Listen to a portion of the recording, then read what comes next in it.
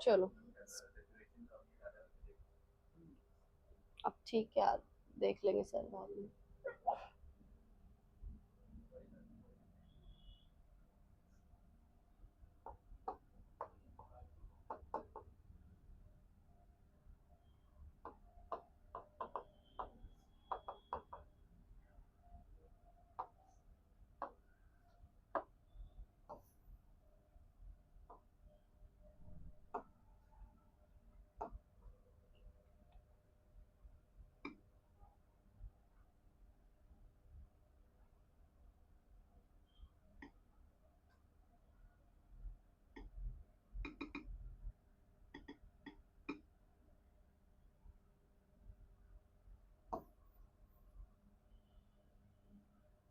ठीक है,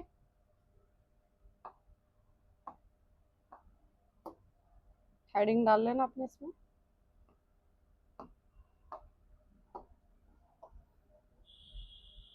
बहुत इंपॉर्टेंट चैप्टर है आपका, ठीक है, केमिकल काइनेटिक्स। ठीक है, काइनेटिक्स मतलब अब इसको आपका फिजिक्स वाला काइनेमेटिक्स मत बोलना, ठीक है, अब उसमें क्या होता है आई डोंट नो। बाकी काइनेटिक्स आपकी वो ब्रांच होती है जहाँ पे आप स्पीड्स की बात करते हैं ना, रेट की बात करते हैं। स्पीड मतलब क्या,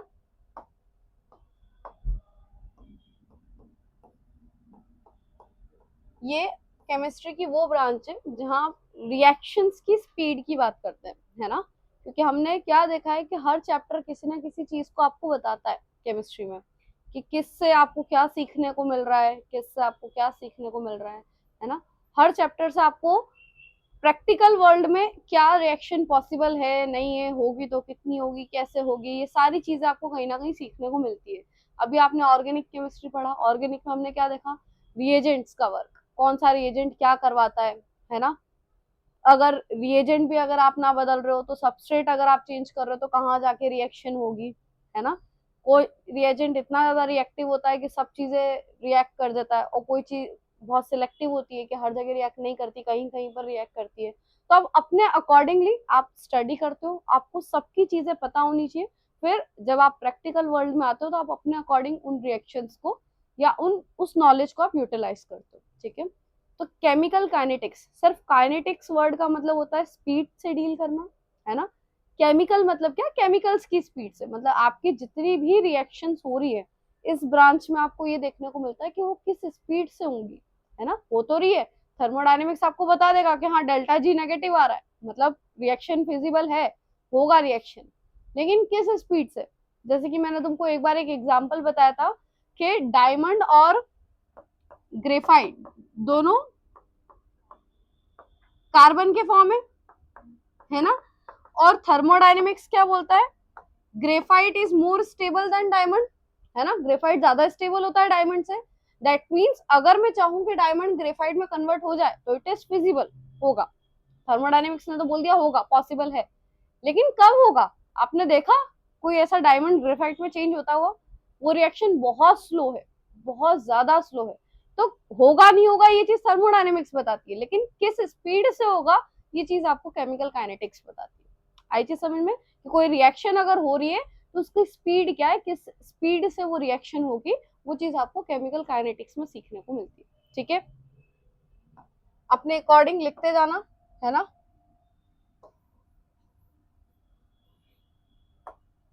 और स्पीड को अगर आप और स्पेसिफाई करो केमिस्ट्री की भाषा में तो आप क्या बोलते हो, रेट, है ना, रेट ऑफ रिएक्शन, किसी रिएक्शन का रेट, ठीक है। अब मान लो कोई रिएक्शन है, ए से बी या ए से पी प्रोडक्ट बन रहा है, ये रिएक्टेंट है, रिएक्टेंट से ये प्रोडक्ट में कन्वर्जन हो रहा है, ठीक है। तो अब आप रेट कैसे निकालोगे, स्पीड कैसे निकालोगे इसकी, हाँ,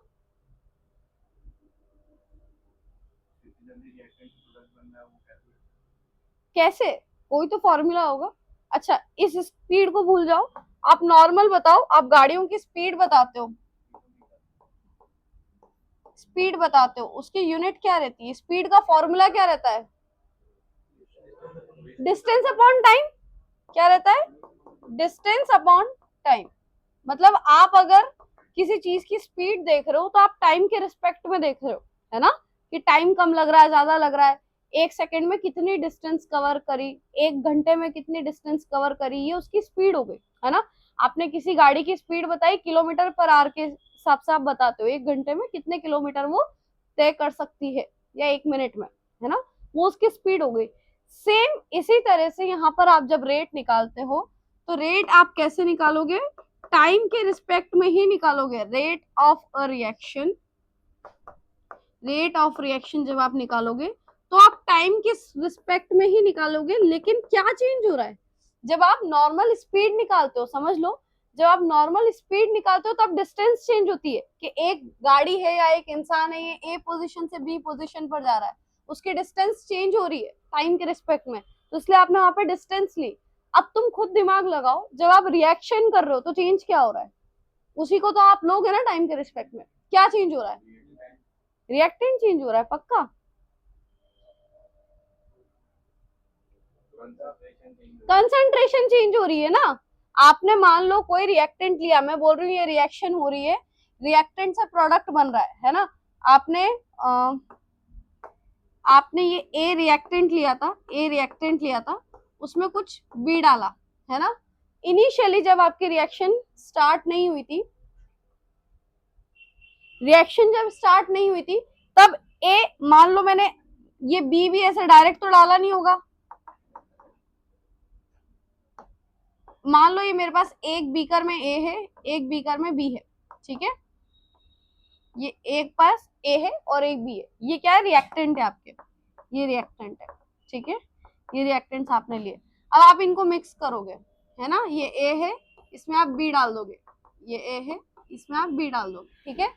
यहाँ पे 100% ए की कंसेंट्रेशन थी, यहाँ 100% बी की कंसेंट्रेशन थी, ठीक है। लेकिन जब मैंने इन दोनों को मिक्स करा तो ये आपस में रिएक्ट करके कुछ तीसरी चीज पी बना रहे हैं, इतना समझ रहे हो। मुझे ये बताओ यहाँ पे पी की कंसेंट्रेशन क्या थी, जब रिएक्टेंट थे हमारे पास, प्योर रिएक्टेंट्स थे, पी था कुछ नहीं था, तो प्रोडक्ट आपके पास जीरो था। या प्रोडक्ट अगर आपको पता हो तो हम कंसेंट्रेशन को ऐसे बिग ब्रैकेट लगाते हैं, पता है, कंसेंट्रेशन जब भी लिखते हैं ऐसा ब्रैकेट लगाते हैं, तो आप बोल सकते हो कंसेंट्रेशन ऑफ प्रोडक्ट जीरो थी। कब, जब आपकी रिएक्शन शुरू नहीं हुई थी, है ना। तो जब आपकी रिएक्शन शुरू नहीं होती है तब आप जो टाइम कंसिडर करते हो, टाइम को हमेशा स्मॉल टी से रिप्रेजेंट करते हो और टाइम बोलते हो आप जीरो। अब बच्चे कंफ्यूज रहते हैं, जीरो कैसे टाइम हो सकता है, भाई रिएक्शन शुरू नहीं हुई है, वो हमारे लिए जीरो टाइम है ना। जैसे कि इंफिनिटी क्या है, इंफिनिटी बहुत दूर, लेकिन कितना दूर, अगर मैं मेरी रेंज यहाँ तक बता देती हूँ तो कोई पॉइंट अगर उस रेंज के बाहर है तो वो मेरे लिए इनफाइनाइट है, ठीक है। सेम ऐसा अगर रिएक्शन शुरू नहीं हुई है तो वो टाइम मेरे लिए जीरो है। अगर मैंने इन दोनों को मिक्स नहीं करा है, रिएक्टेंट्स को कोई भी रिएक्शन नहीं करवाई है, मेरे लिए वो टाइम जीरो है। टाइम 1 सेकेंड 2 सेकेंड स्टार्ट कब होगा, जब मैं इनको मिक्स करूंगी, उसके बाद टाइम स्टार्ट होगा। तो जब टाइम जीरो है मेरे पास प्रोडक्ट की कंसेंट्रेशन जीरो थी, ठीक है। और जब टाइम कुछ हुआ 1 2 3 4 5 सेकंड जो भी है, जब आपने मिक्सिंग स्टार्ट करी उसके बाद प्रोडक्ट की कंसेंट्रेशन धीरे धीरे क्या होगी, इंक्रीज होना स्टार्ट होगी, होगी स्टार्ट। जैसे जैसे आप इसमें मिक्स करते जाओगे पी आपका क्या होगा, बढ़ता जाएगा, है ना। सिमिलरली तो प्रोडक्ट की कंसेंट्रेशन जैसे जैसे आपका टाइम बढ़ेगा, यहाँ से हमने क्या देखा कि जैसे जैसे आपका टाइम बढ़ रहा है वैसे वैसे आपकी प्रोडक्ट की कंसेंट्रेशन क्या हो रही है, बढ़ रही है। अब सेम चीज आप रिएक्टेंट पे लगा के देखो तो रिएक्टेंट की कंसेंट्रेशन पहले 100% थी, 100% सिर्फ रिएक्टेंट था, लेकिन जब आपने रिएक्शन स्टार्ट कर दी टाइम बढ़ गया, अब वो रिएक्टेंट नहीं रहा है, अब वो प्रोडक्ट में कन्वर्ट हो गया है, तो रिएक्टेंट की कंसेंट्रेशन कंपैरेटिवली धीरे धीरे क्या हो रही है, मतलब भले कम हो या ज्यादा हो, चेंज काय में आ रहा है, कंसेंट्रेशन में आ रहा है, काय में चेंज आ रहा है, कंसेंट्रेशन में चेंज आ रहा है, समझ में आ रहा है। तो रेट ऑफ रिएक्शन को आप कैसे लिखोगे फिर, इस फॉर्मूले को ही हम नीचे लिखते हैं,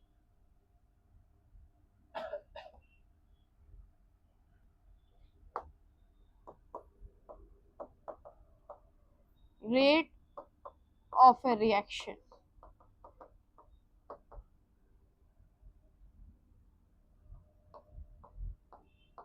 change in concentration of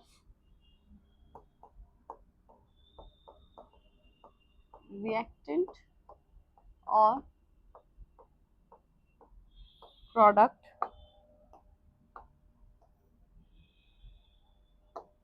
with respect to time taken.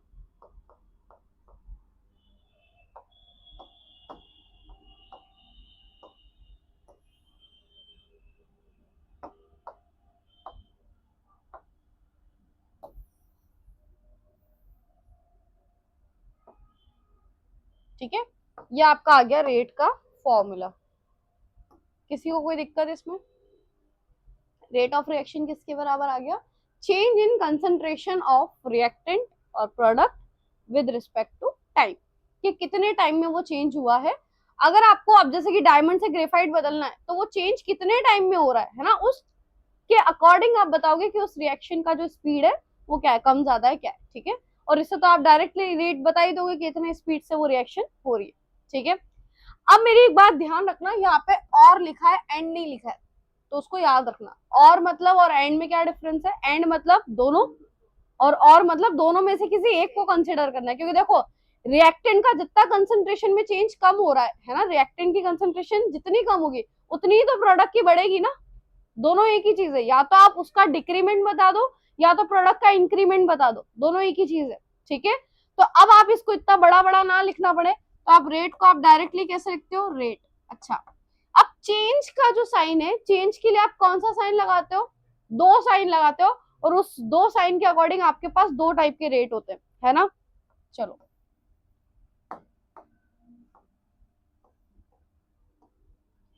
एक होता है आपके पास एवरेज रेट और एक होता है आपके पास इंस्टेंटेनियस रेट।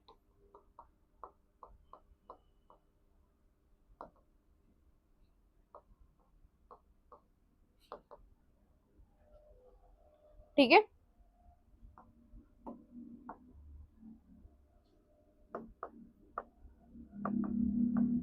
देखो एवरेज रेट मतलब ये रहता है, आप यहाँ पे समझना, मान लो मैं इसको ऐसे लिख रही हूँ,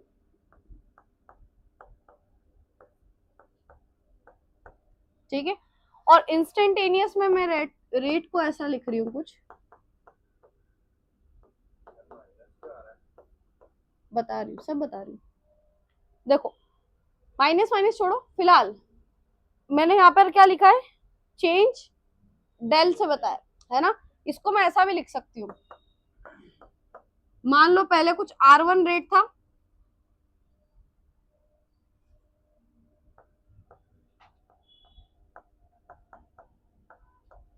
रिएक्टेंट की कंसंट्रेशन है ना, अपॉन T2 माइनस T1। ये क्या करा मैंने? मान लो पहले मेरे पास रिएक्टेंट की कंसंट्रेशन कुछ R1 थी, जब टाइम कुछ T1 था, और जब वो चेंज हुआ तो उस रिएक्टेंट की कंसंट्रेशन R2 कुछ हो गई और टाइम क्या हो गया?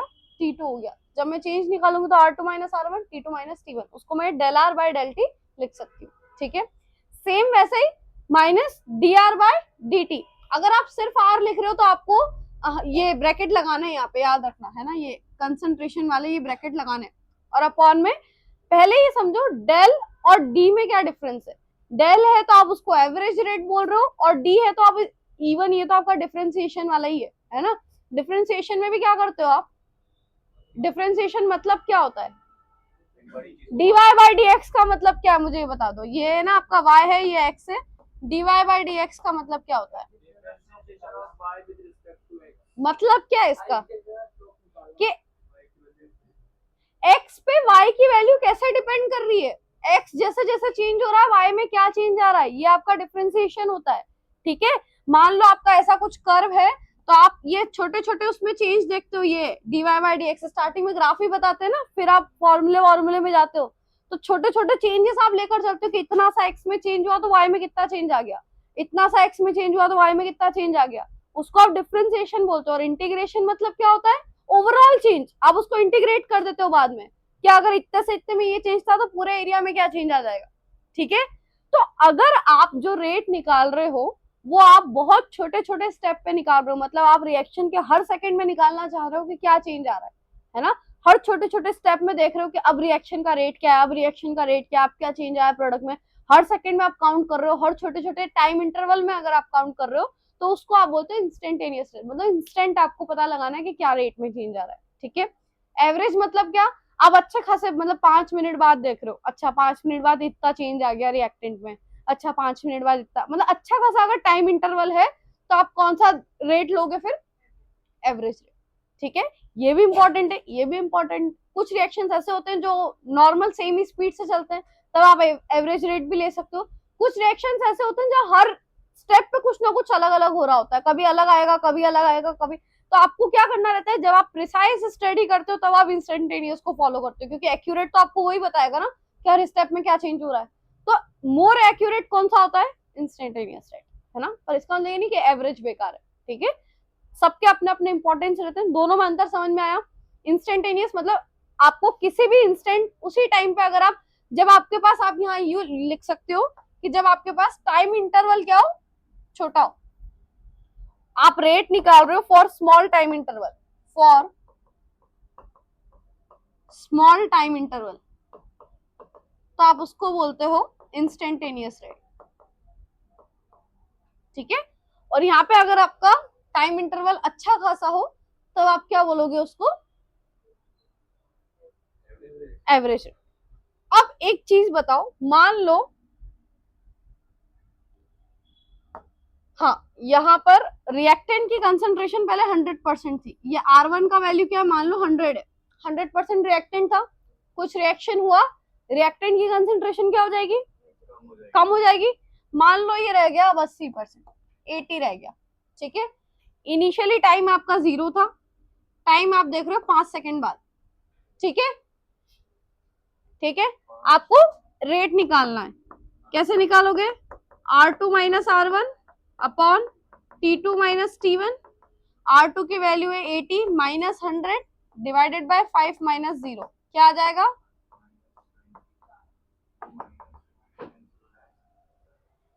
माइनस मैंने लगाया नहीं था फॉर्मूले में अभी, है ना, अभी कहाँ लगाया, देखो अभी मैंने सिंपल बताया, R2 minus R1 T2 bye minus T1, ठीक है।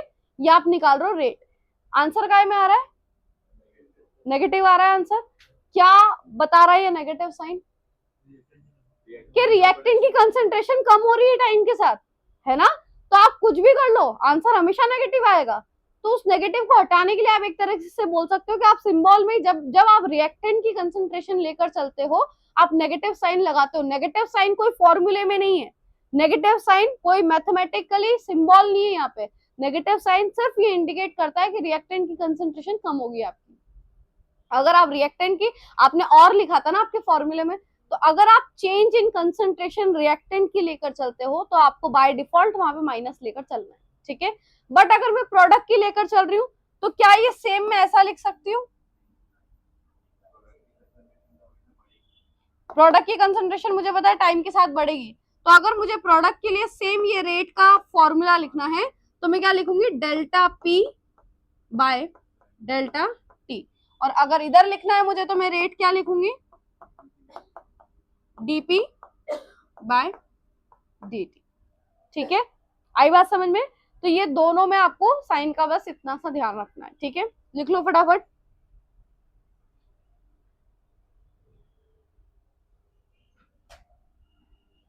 यहाँ पे भले नोट करके लिख लेना,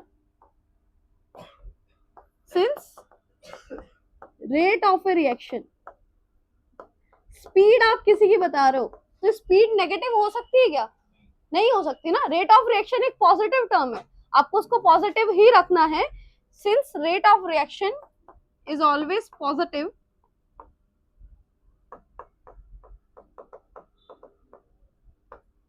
आपका रेट ऑफ रिएक्शन हमेशा पॉजिटिव रहने वाला है।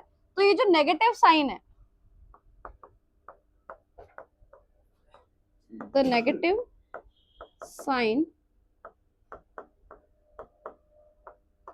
in the formula is used to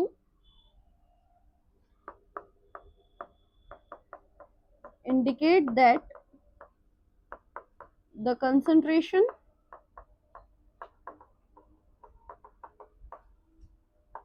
of reactant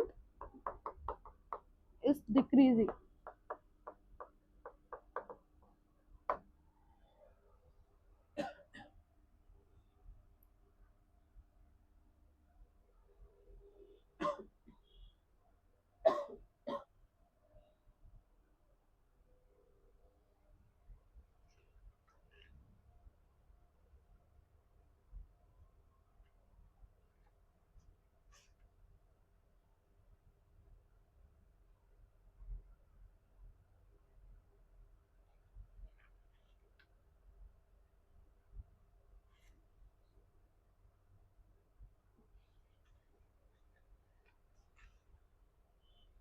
हो गया?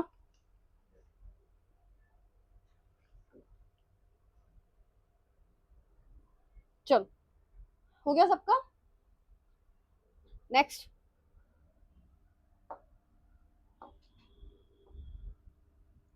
यूनिट ऑफ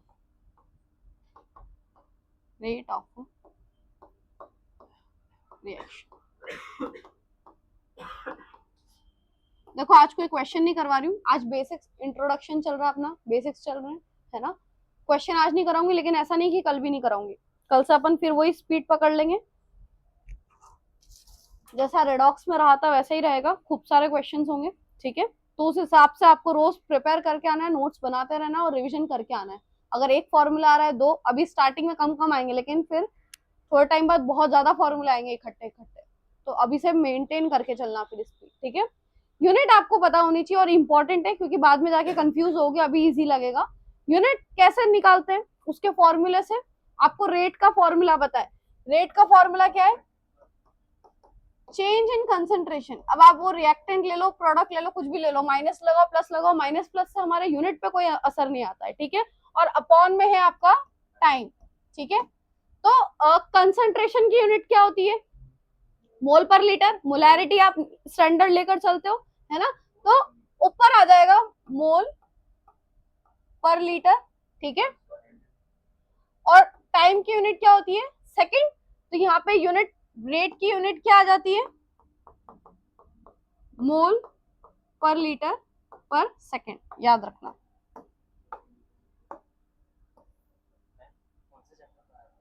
काइनेटिक्स पढ़ लो, आ जाएगा, बिल्कुल आएगा, इन लोगों के लिए भी नहीं है। इन लोगों ने कौन सा 11th में काइनेटिक्स पढ़ा है ना। मोल पर लीटर पर सेकंड, ठीक है, इसमें किसी को दिक्कत? दूसरा, अगर आपके जो रिएक्शन है, अगर मैं बोल रही हूँ जो रिएक्शन है वो हो रही है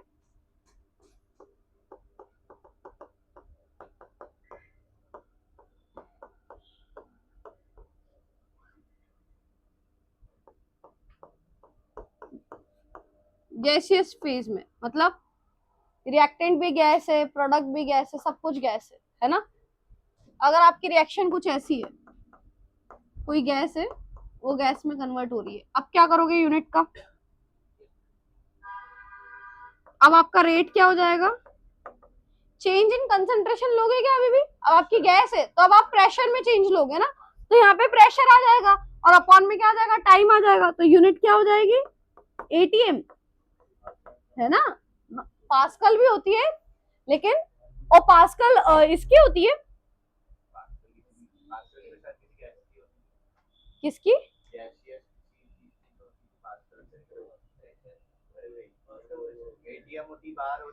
डाइन भी बहुत सारी यूनिट्स होती हैं ऐसे, है ना। अब यहाँ पर आप कौन से लेते हो, और इन सब में आपका जो यूनिट कन्वर्जन है, आप मेन यहाँ पर आप एटीएम लेने वाले हो। अगर इन बार और एटीएम बहुत कम डिफरेंस है, अलग अलग होती है, इवन 1 के अप्रोक्सीमेटली मान के चलते हो आप उसको, बार और एटीएम को, है ना। अब वो यूनिट जब अगर लगेगा मुझे तो वो मैं बता दूंगी, बट फिलहाल के लिए आप एटीएम ही याद करके रखो, है ना। एटीएम और पर सेकेंड, ठीक है, ये आपका प्रेशर की यूनिट हो गई।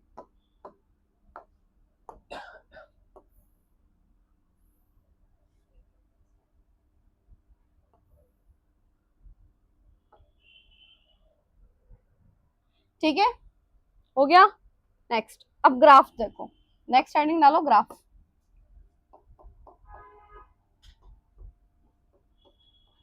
आपको ग्राफिकली भी समझ में आना चाहिए कि कैसे रिएक्टेंट घट रहा है या बढ़ रहा है तो आपका अलग अलग क्या ग्राफ होगा। अब आप खुद बताओ, समय के साथ अगर रिएक्टेंट की कंसंट्रेशन कम हो रही है तो मुझे ग्राफ कैसा बनाना चाहिए, है ना। अब लीनियर डिक्रीमेंट बनाऊंगी क्या, तो कर वाला एक्सपोनेंशियल कहते हैं उसको, है ना। हमेशा एक्सपोनेंशियल बनाए। लीनियर मतलब क्या, कि अगर 5 सेकंड में इतना घटा तो अगले 5 सेकंड में भी इतना ही घटेगा, अगले 5, तो ये कोई फिक्स नहीं होता हमारा, है ना, कि इतना ही रेट में आपका डिक्रीमेंट आए। इस वजह से जो आप कर्व बनाते हो, मान लो इनिशियली आपका रिएक्टेंट का रेट, रिएक्टेंट का कंसेंट्रेशन आप किस किस के बीच में बना रहे हो, कंसेंट्रेशन ऑफ रिएक्टेंट, और यहाँ पे आप बना रहे हो टाइम के बीच में, है ना। इनिशियली आपका कुछ भी, आपका जो भी कंसेंट्रेशन था, जो भी था, आपने वाई एक्सिस पे प्लॉट कर दिया उसको। अब टाइम के साथ साथ धीरे धीरे वो कंसेंट्रेशन क्या होता जाएगा, कम होता जाएगा, तो आपका जो ग्राफ आएगा वो कुछ इस तरह से आएगा, ठीक है। अब आपको जो स्लोप वगैरह आप निकालते हो, या एक तरीके से स्लोप ही था जो आपने निकाला था, है ना, रेट क्या था, स्लोप ही था। अब इसको आप कैसे निकालोगे, आपने मान लो यहाँ पे आपका टाइम 0 है, ठीक है, टाइम 0 है। इनिशियली आपने देखा t1 टाइम पे, t1 टाइम पे जो रेट है वो रेट कितना है, कुछ r1 है, मान लो r1 है, ठीक है, रेट नहीं, कंसंट्रेशन, ठीक है। फिर दूसरा कलर ले लो, ठीक है। फिर मैं यहां से आगे बढ़ी, मैंने देखा ये वाला टाइम t2 टाइम पे, t2 टाइम पे अब जो मेरे पास कंसंट्रेशन है कम हो गई, है ना, वो कुछ R2 कंसंट्रेशन है, ठीक है। तो रेट कैसे निकालोगे यहाँ पे आप, रेट आप जैसा आप डिफरेंशिएशन में करते हो, स्लोप में क्या करते हो, y2 minus y1 upon x2 minus x1, तो y की क्या वैल्यूज है, ये वाले वैल्यूज है, R2 minus R1 divided by T2 minus T1। ये आपका क्या हो गया, ग्राफिकली आपने बताया कि कैसे आपका रेट जो है टाइम के साथ डिक्रीज हो रहा है, सेम वही चीज है, ग्राफ से रिप्रेजेंट कर रहे हो, ठीक है। नेक्स्ट, अब इसी में अगर आप, ये आपने रिएक्टेंट के कंसंट्रेशन के लिए ग्राफ बनाया था, अगर आप प्रोडक्ट के कंसंट्रेशन के लिए ग्राफ बनाते हो तब क्या बनेगा,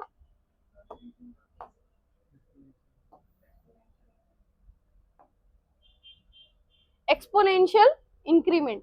अब पहले मुझे ये बताओ, यहाँ पे मैं ले रही हूँ प्रोडक्ट की कंसंट्रेशन और यहाँ पर मैं ले रही हूँ टाइम,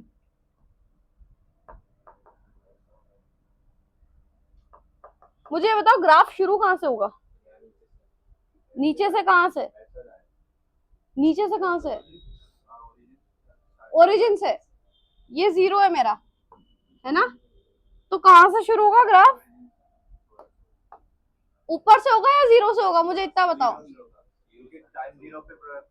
हाँ, जब आपकी रिएक्शन शुरू ही नहीं हुई है तब मैंने क्या बोला था, प्रोडक्ट 0 है ना इनिशियली, तो जब आपने कुछ रिएक्ट करवाया ही नहीं है इनिशियली तो प्रोडक्ट तो 0 ही है आपका। तो ग्राफ का नेचर समझो, 0 से शुरू हो रहा है, ऊपर से शुरू हो रहा है, सबके मीनिंग अलग अलग होते हैं, है ना। सिर्फ इंक्रीमेंट आएगा डिक्रीमेंट आएगा इतना पता होना काफी नहीं है, आपको एग्जैक्ट नेचर पता होना चाहिए। आपको दो ग्राफ मैंने कितनी बार बताया, ये भी लीनियर होता है और ये भी लीनियर होता है, पर दोनों के मतलब अलग अलग होते हैं, दोनों का नेचर अलग अलग होता है। तो आपको ग्राफ का एग्जैक्ट मीनिंग मालूम होना चाहिए कि कौन सा ग्राफ आ रहा है, क्यों आ रहा है और कहाँ से आ रहा है।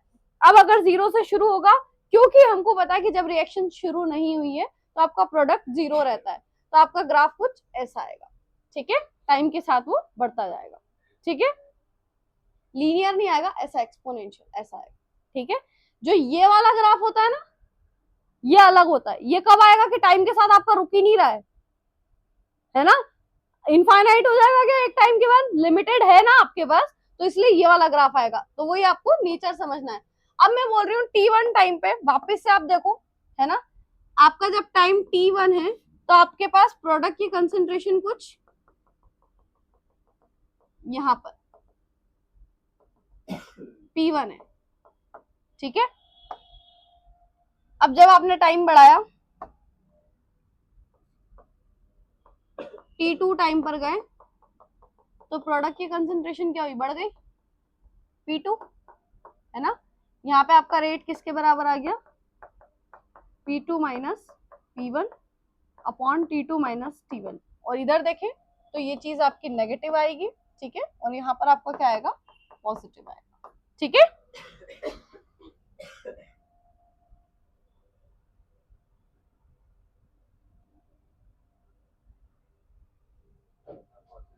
हाँ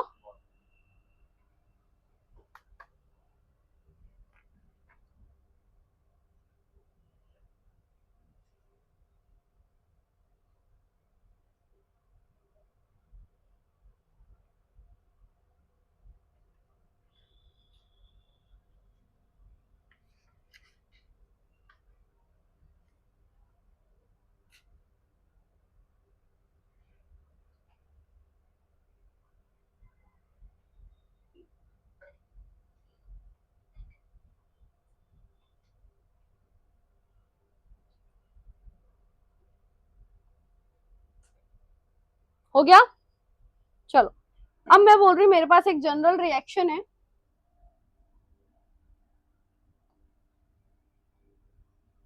A प्लस बी जो कि चेंज हो रहा है C प्लस डी में, इसके लिए रेट लिखकर बताओ मुझे, रेट ऑफ रिएक्शन बताओ, बताओ कैसे लिखोगे। सेम वही जो अभी फॉर्मूला बताया, फॉर्मूला क्या होता है, अगर आप रिएक्टेंट के लिए लिख रहे हैं, है ना, अगर आप रिएक्टेंट के लिए लिख रहे हैं, फॉर रिएक्टेंट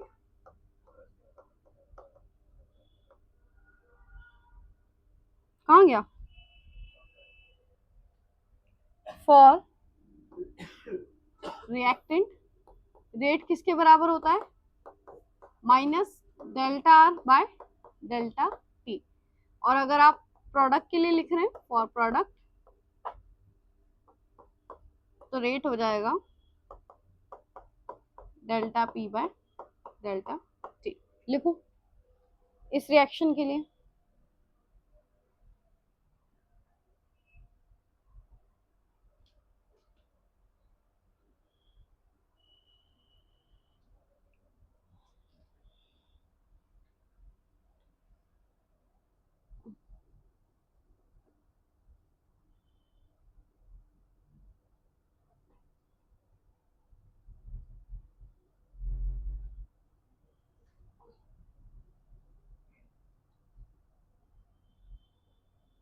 लिख लिया, क्या आया, देखो रेट ऑफ रिएक्शन जब मैं इसका लिखूंगी तो मुझे पता है अगर ए रिएक्टेंट है तो मुझे माइनस लगाना पड़ेगा, है ना, इतना। अब अगर मुझे सेम बी के लिए लिखना है, बीच में आएगा इक्वल का साइन, प्लस प्लस मत लगा देना, ठीक है, प्लस नहीं लगाना है। इसका रेट ले लो, या तो आप बी का रेट ले लो, ठीक है।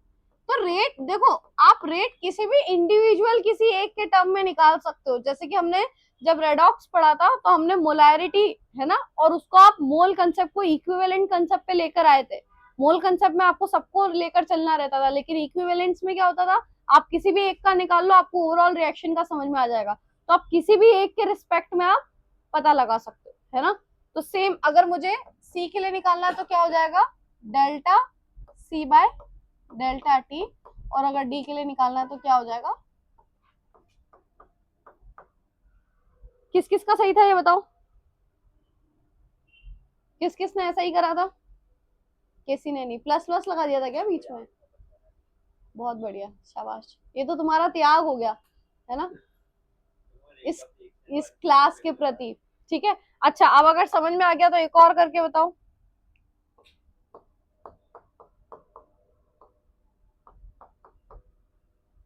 निकालो रेट,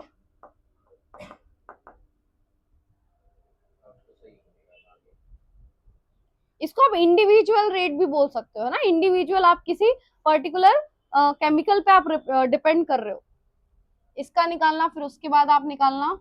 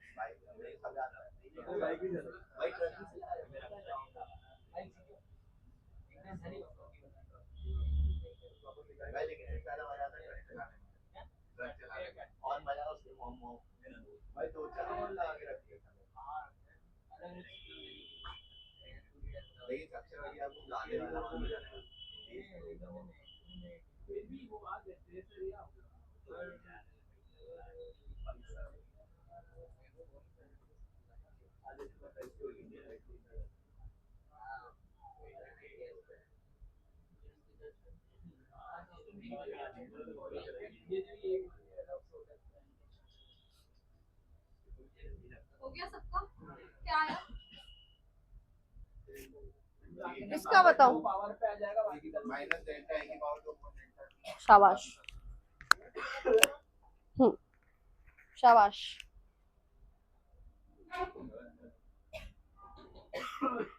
देखो, जब आप इंडिविजुअल रेट्स की बात करते हो कि इंडिविजुअली किसी एक पे कैसे डिपेंड कर रहा है, आप फर्स्ट रेट पे देखो इंडिविजुअल, आप सबने देखा, आप इसमें क्या आपके पास प्लस पॉइंट था कि सबकी स्टोकियोमेट्री एक जैसी है ना, मतलब सबका एक एक मोल रिएक्ट कर रहा है ना, तो सेम स्पीड से आएगा, ए का जितना लिया उतना बी का आ गया, उतना सी का आ गया, मतलब जिस स्पीड से ए कम होगा बी की स्टोकियोमेट्री भी उतनी है, मतलब बी भी उसी स्पीड से कम हो रहा है, सी की स्टोकियोमेट्री सेम है, मतलब उसी स्पीड से सी बढ़ रहा है, और डी की भी सेम है, मतलब डी भी उसी स्पीड से बढ़ रहा है। अब आपने क्या करा, 2 मोल्स ए के रिएक्ट कर रहे हैं, 2 टाइम्स ए रिएक्ट कर रहा है बी से। अब आप खुद सोचो, स्टोकियोमेट्री अगर आपको सेम करनी है तो आप ए का स्क्वायर करोगे, एक तरीके से यूं समझ लो, अगर आपको a को b के बराबर बनाना है तो आप a का स्क्वायर कर दोगे, डिवाइड करोगे ना आप 2 से। अगर आप इसको इंडिविजुअल रेट्स की जब आप बात करते हो, इसको आप क्या बोलते हो, इंडिविजुअल रेट्स, ठीक है। तब आप यहाँ पे क्या करोगे, आप -1/2 D A by D T, अब आप डी लिखो, डेल लिखो, कुछ भी लिख सकते हो जो आपको लिखना हो, ठीक है। तो जब भी आप इंडिविजुअल रेट लिखते हो, आप क्या करते हो, उसकी जो भी स्टोइकियोमेट्रिक कोएफिशिएंट है आप उसको उसी से डिवाइड कर देते हो, सो दैट आपका पूरा जो रेट है वो एक जैसा है, ठीक है। समझ में आया सबको, सबके मोल एक जैसे आ जाएं, सबको एक लाइन पे लाने के लिए आप उसको उसी की स्टोइकियोमेट्री से क्या कर देते हो, डिवाइड कर देते हो। बाकी इसमें किसी की स्टोइकियोमेट्री को छेड़ने की जरूरत ही नहीं है, बाकी सब 1 1 है। बस आपको माइनस का ध्यान रखना है और जो स्टोइकियोमेट्रिक कोएफिशिएंट आ रहा है उससे डिवाइड करने का ध्यान जरूर रखना है कि अगर आपको इसका और इसका आपस में इक्वेट करना है तो आपको ये चीज पता होनी चाहिए।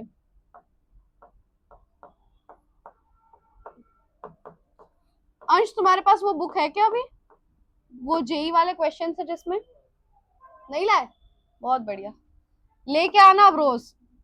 यहाँ पे क्या हो जाएगा, 1/2 D A by D T, यहाँ हो जाएगा -1/3 D B by D T, 1/4 D C by D T, 1/5 D.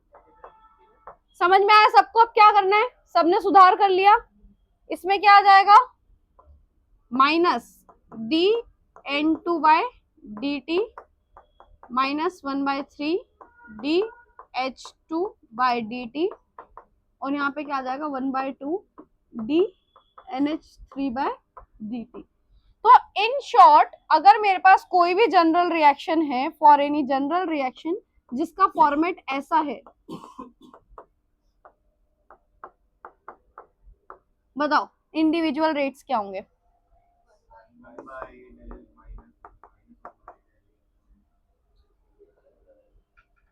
अब इसमें आप ये भी बोल सकते हो, जैसे कि ये तो पहले लिख लो, -1/a D A by D T, लिखना भी है, खाली देखना नहीं है, -1/b D B by D T, 1/c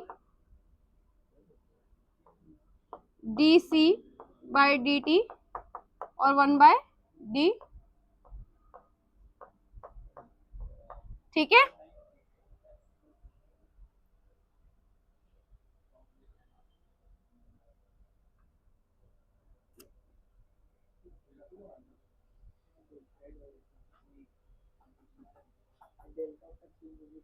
अब यहाँ पर आप क्या करते हो, दो टर्मिनोलॉजी यूज करते हो, सिर्फ रेट ना बोलते हुए, रेट ऑफ रिएक्शन ना बोलते हुए आप दो टर्म्स यहाँ पे यूज कर लेते हो।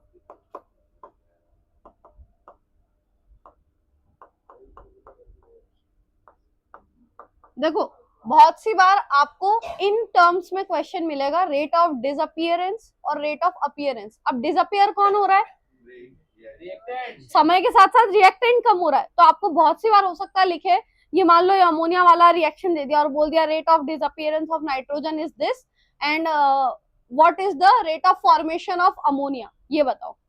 इसी टाइप का कुछ क्वेश्चन दे दिया, हाँ मान लो इसी पे एक क्वेश्चन फ्रेम करते हैं, ये वाला जो आपका दे रखा है, ये है ना, मान लो एक क्वेश्चन फ्रेम कर रही हूं मैं, रेट ऑफ